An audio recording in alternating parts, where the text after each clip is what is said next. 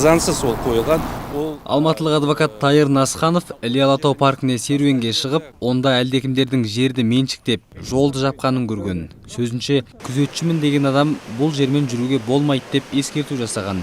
Адвокат ерекше қорғалатын аумақты жекешелендіру заңға қайшы екенін айтады. Жолмен бара жатырмын, қарасам дарбаза тұр. Сонда үстінде жазылып тұр: жекеменшік аумақ, кіруге болмайды. Мен заңгермін. Қорықта ешқандай жекеменшік жер болмау керек. Егер аренда болса, онда арендаға тек қана екі мақсатымен арендаға беріледі. Ол туристік мақсатымен және рекреация. Насханов жекеменшікке өтіп кетті деген аумақ Алматы мен Талғар ауданы жерінің шектесетін тұсында. Сол жаққа жолға шықтық.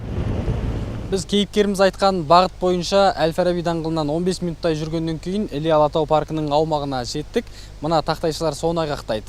Осы тақтайшылардан арғы жақтың барлығы парктың аумағына кіреді. Біз енді әрі қарай жүріп көрейік. Орта жолда серуендеп жүрген зейнеткер кезікті. Ол да табиғи парктың ішінде бұрын лагерь болған аумақты біреулердің меншіктеп алғанын айтты. Нет, туда не пропускают, да.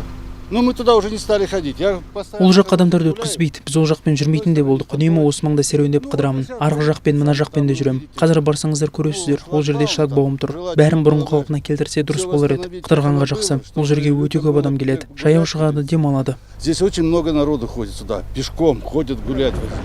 Зейнеткерден жол сұрап, тағы 500 метр жүргеннен кейін мына қақпаға жеттік. Ашық тұр, бірақ екі құлыпта жаңа. Демек, бұл жер кейде жабық тұрады.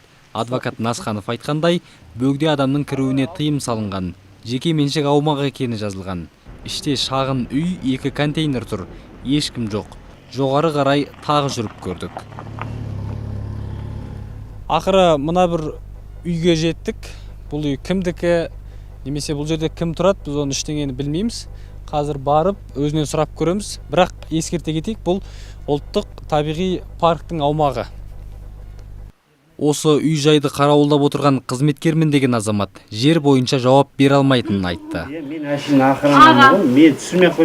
Күзетші басшысына хабарласты. Жер иесінің өкілі бұл аумақ жеке меншікте, құжаты бар деді. Біздің жер ол жер. Бас парктың қатысы жоқ ол жерге. Біз ол жерге негізі балабақша соқсақ па деген солайын деп жатырмыз.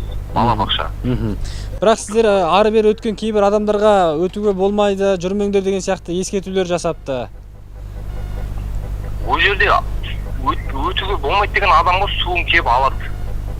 Жүгіріп жүргендер жүгіріп жүр. Ол ешнәрсе деген жоқ. Келгеннен кейін енді андағы жерде просто бізде материалдар бар, жоғалатын заттар бар. Сол кісілерге айтқан, аға сіздер кірмей-ақ қойыңыздар, бұл жерде заттар бар деп айтқан, соны ол түймедей нәрсені түйедей жіберіп отыр ғой. Кейін Іле Алатау паркының Талғар филиалы қызметкері осы 2 гектар жердің 3 ата бастау деген компания иелігінде екенін растады.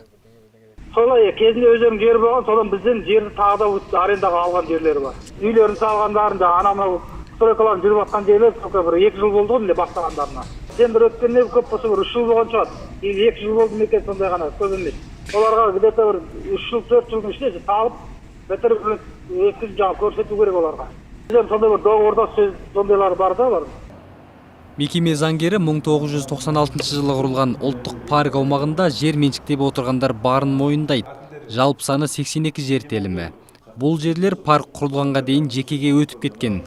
Тағы бір проблема, парк құрылған соңда жергілікті әкімдіктер ерекше қорғалатын аумақтың кей жерін жеке тұлғаларға сатқан. Заңгердің сөзінше, парк әкімшілігі қазір шамамен 300 гектар жерді қайтару үшін сотқа жүгінген. Ұлттық парк құрылғаннан кейін, оған ерекше табиғи аумақ категориясын берілгеннен кейін, жергілікті мемлекеттік органдар ешқандай шешім шығаруға құқықтары жоқ болған. Бірақ мен бағана айтқандай, әкімшіліктер өзін келген ойларын істегіп, кейбір жер учаскелері үймен бірге қоса 4-5 қожайынды ауыстырған. Бірінші салады, одан кейін екіншісіне сатады, үшінші сатады, төртінші салады. Оның алдында бірінші қожайын қалай алғанын хикаясын білмейді ғой.